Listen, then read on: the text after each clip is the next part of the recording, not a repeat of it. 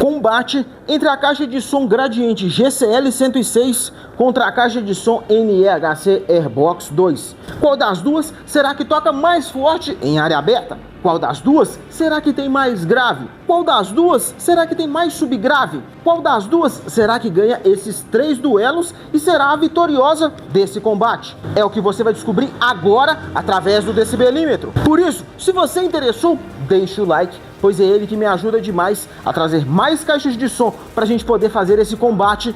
Confira sua inscrição para não perder as próximas novidades sobre caixas de som e confira o vídeo até o final, pois logo após o combate eu irei te contar a minha opinião sobre a sonoridade das duas. Dito isso, bora começar com o duelo em área aberta com 2 decibelímetros.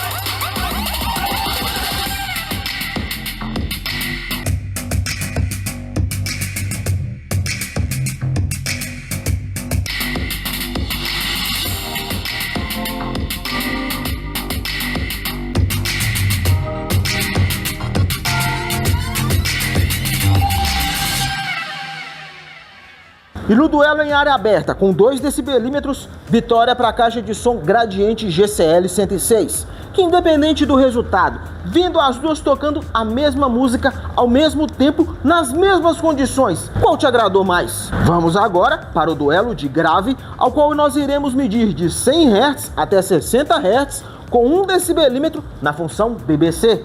100 Hz.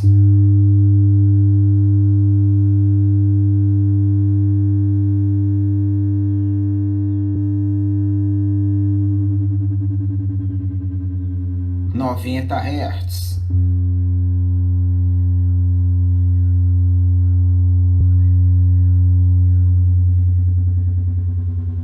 80 Hz,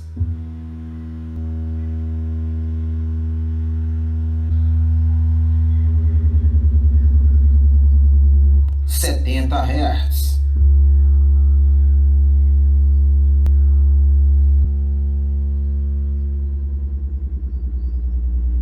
60 Hz,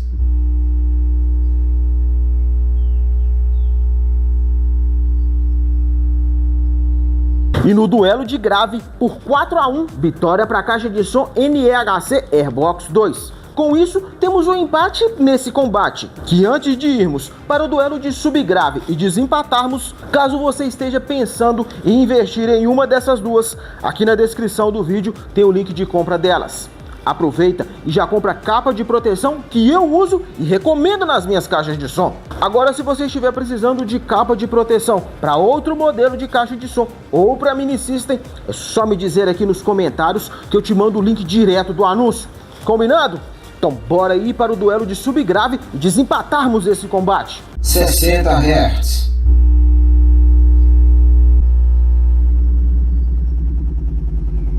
50 Hz,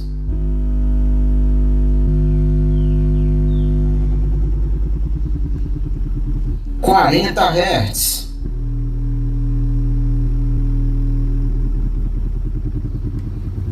30 Hz,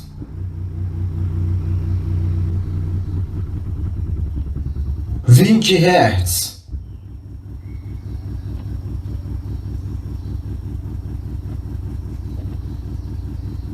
20 E no duelo de subgrave, com vitória absoluta por 5-0, vitória para Gradiente GCL 106. Com isso, por 2-1, a campeã desse combate também é a Gradiente GCL 106. Que independente do resultado, a minha opinião sobre a sonoridade da caixa de som Gradiente GCL 106 é essa.